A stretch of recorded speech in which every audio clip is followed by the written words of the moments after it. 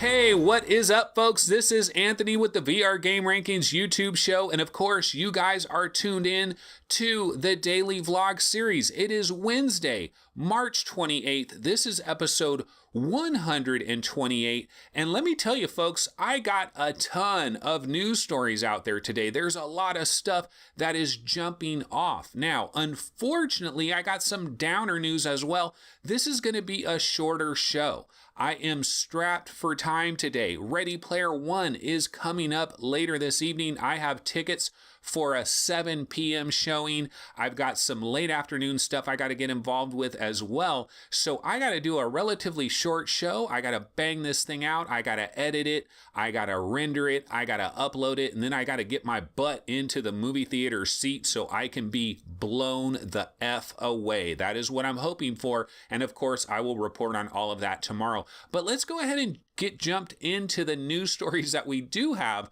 on the docket, what we can cover in this abbreviated program. So news story number one, PlayStation VR slashed their price $100. So on a number of various PlayStation VR bundles, the price has been slashed $100. What am I talking about here? Well, the Skyrim VR bundle, Sony's premium package, is normal price is $450. That is the normal price of the Skyrim VR bundle. Now, a lot of times you're going to see it everywhere for $399.99, but the standard MSRP is $450. Well, that is being slashed $100. It is now going to be $350, and then there might be discounts on top of that at a certain point. We can only hope, obviously.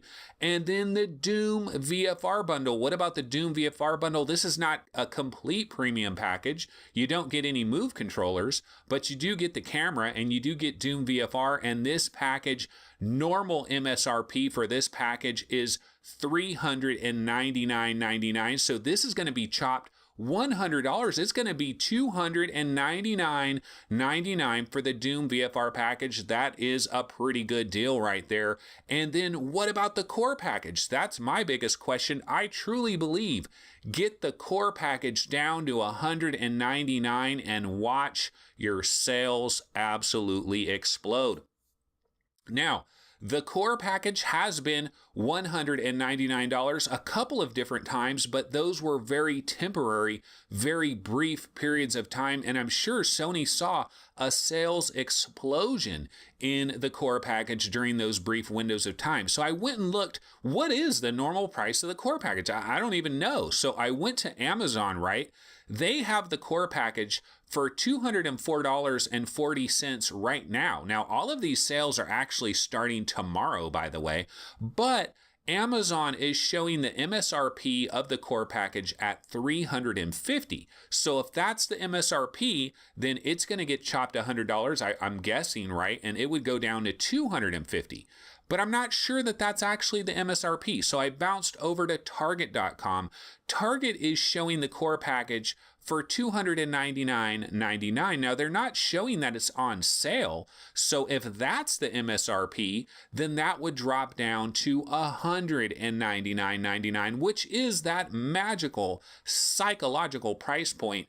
And I think this is an awesome opportunity right here because a lot of people already have the PlayStation 4 camera. So if they could just get this core bundle for $199, they could go buy that. It is it's a kind of price where on impulse, you could be at a Costco or a Target or whatever, and you could just be like, oh shit, $199? Hell yeah. Let's go ahead and grab that puppy. And if you got a camera, you're in business because you already got a DualShock 4 and you're going to be able to play a lot of controller-based games like Moss and also like Wipeout Omega Collection. Yes, and speaking of Wipeout Omega Collection, that is story number 2. And the good news, folks, Wipeout Omega Collection, it is available right now. You can go ahead and download the full version of Wipeout Omega Collection. The PSVR patch is available right now. And not only is this going on, guys, but if you go to the PSVR subreddit,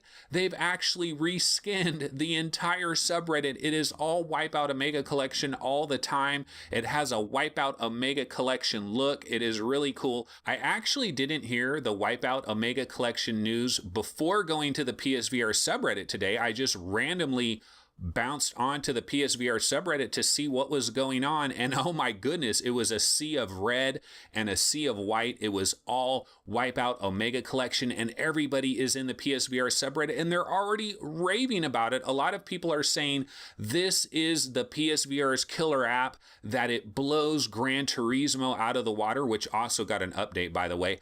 But people are just ranting and raving about Wipeout Omega Collection. So man, this today is like my birthday. I get to go see Ready Player One. I get to play Wipeout Omega Collection. Just a lot of good stuff is happening today. So absolutely, if you are a PSVR owner, you want to get your stuff together and go ahead and check out Wipeout Omega Collection. Now, one little note, if you happen to have a PS4 Pro, one thing I've heard is some people have been saying that there are some problems with the PS4 Pro and Wipeout Omega Collection, that you might need to turn off your super sampling before you can play this game, that there's some kind of weird bug or glitch that is going on if you have super sampling enabled.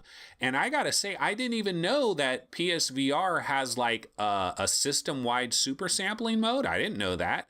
That's news to me, so I don't even know how to turn this off, but I'll have to figure it out later when I get in there and play some Wipeout Omega Collection. I'll definitely have my thoughts on that on tomorrow's episode. Okay, story number 3. I can't believe that this has tumbled all the way down to story number 3, but that's kind of what is going on today. A lot of stuff is going on. A Noire, the VR case files, is coming to the Oculus Rift tomorrow.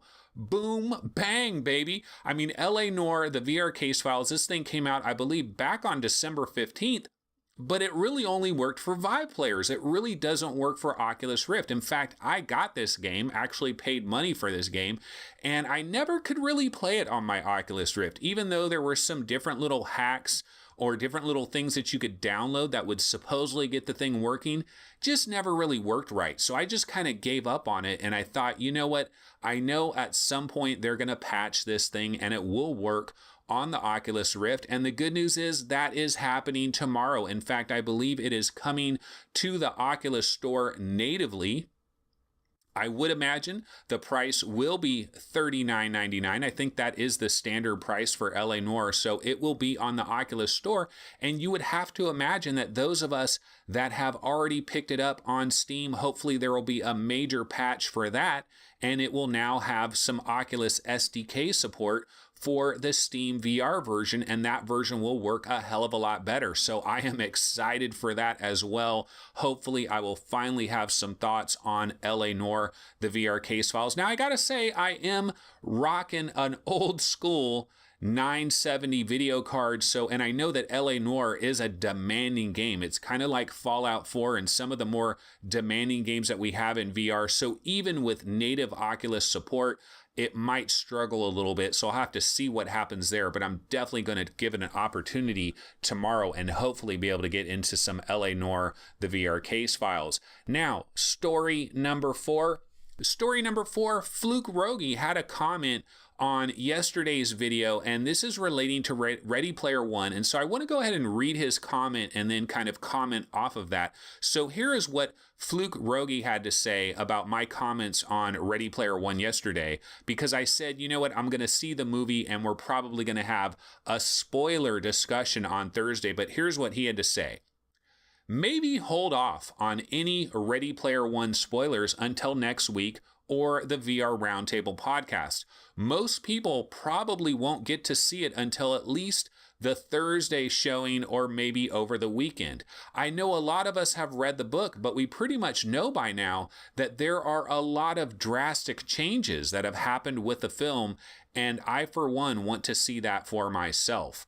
And so I read this comment and I was like, yeah, you know what? That does make a lot of sense. It's true. A lot of you guys aren't going to be able to see this movie until Thursday or Friday or sometime over the weekend. And I'm kind of blessed that I'm able to get to see this movie tonight. I know a lot of people aren't going to be able to do that. So what I've decided to do is, honestly, what I want to cover this movie, the angle that I want to cover with this movie is like, is this movie really that freaking good? Like, is this a really good movie? That's what I'm hoping. I'm hoping that the movie is just damn good, okay? Like, some of the best movies that I've seen over the last couple, not even couple of years, it's been a long time, but Chronicle is an incredible movie. District 9 was an incredible movie. I'm trying to think of slightly recent movies that kind of blew me away. District 9 and Chronicle, like, if Ready Player One is right up there with those two movies as just being really, really good, I think that's going to be huge. So what I'm going to talk about tomorrow in terms of my opinions of Ready Player One is more like the big picture. Like, is this going to give us that second wave of enthusiasm for VR, for the mass market? Is it going to do that? Is the movie good? And then I might also kind of talk a little bit about some of the VR technology that they're forecasting for this future. I believe it takes place in like 2043 or something like that. So kind of like 20 something years from now, like, is it really going to look like that in 25 years or so? That's kind of interesting as well. So I will try to stay as far away as I can from spoiler talk. So I'll definitely avoid that. Okay, now the last story before we bounce out of here. Flight School Studio, apparently they aren't scared of Skyrim VR, which is coming on April 3rd, because Island Time VR is also going to launch on April 3rd. April 3rd is actually shaping up to be a pretty big day for releases. We got Skyrim VR, we got Crisis on the Planet of the Apes, and now we have Island Time VR. So a whole bunch of stuff is all going to explode. I believe that's next Tuesday, right? I think. I haven't even looked at the calendar, but it's got to be, right? So Island Time VR, I've already talked about this game before, and one of the things you might remember with this game is it does feature the voice of Greg Miller from IGN and Kinda Funny Games fame. Greg Miller is a very well-known gaming celebrity, I guess you can say. He's kind of made a name for himself at IGN, and then of course left IGN, stepped out on his own, and is basically doing the Kinda Funny thing, and he is going to voice Carl the Crab in this game. So if you've kind of heard about this game, that's probably where you heard about it. But one of the things I was reading about this, now credit goes to Road to VR, they do have a little quick story on this, but one of the things that they were describing at Road to VR is that this Island Time VR is a room scale survival game. And I don't know why I kind of missed that the first time. I didn't know this was like trying to do a room scale thing. I knew the island was very small, but I didn't know it was like that small and they're trying to do a room scale thing. So that sounds super cool if it really is going to like try to take advantage of the room scale thing. And I hope what it does is that you can kind of set what your play area is, and maybe it can kind of dynamically adjust its size based on that. Remember, Job Simulator, like if you were the short order cook or whatever, based on your room scale size, it's bigger or smaller. Things are more spread out or things are more tightly contained. It does that dynamically. Now, if Flight School Studio is able to do that with Island Time VR, this game jumps way the hell up my interest level, because room scale, we haven't gotten a lot of room scale stuff in a long time. Now, the thing is, this game is coming to all major platforms. That includes PlayStation VR. How the heck are they going to do room scale on PlayStation VR? But one thing I remembered, if you guys have ever played PlayStation VR Worlds where you are in the shark cage, and it lowers you down into the water, we see a lot of videos where grandmas or soccer moms or whatever, they're put in the shark cage and they start freaking out because at a certain point there is, spoilers, a great white shark.